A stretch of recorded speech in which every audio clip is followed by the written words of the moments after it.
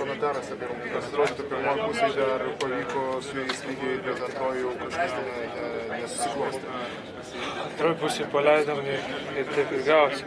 Leidom jiem pabėgti, ko nepadarėm pirmoji pusė, neleidom jiem pabėgti, todėl ir buvom arti ir turėjom. Mes tampėmės taškas ten, o antrą pusę paleidom ir jau kai paleidžiam labai sunku grįžti.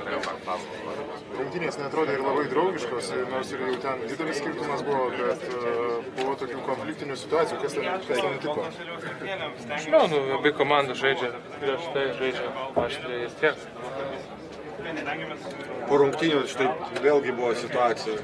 Čia pratęsimas tos buvusios rungtynių situacijos.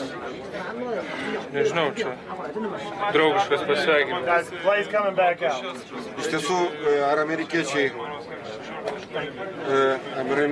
padarė tą savo darbą, kurį ir turėjo padaryti trečiam kėliny, ar jūs bandėte ir antram jos pristabdėte, sugebėjote?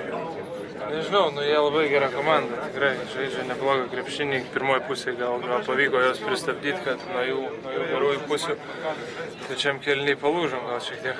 Gal patys nepadarėm to, ką darėm antram kėliny. Rezultatas atspindi komandų pajėgumą. Nežinau. Jeigu jie šiandien laimėjo, jie geresni. Rytoj gal kitaip būtų buvo.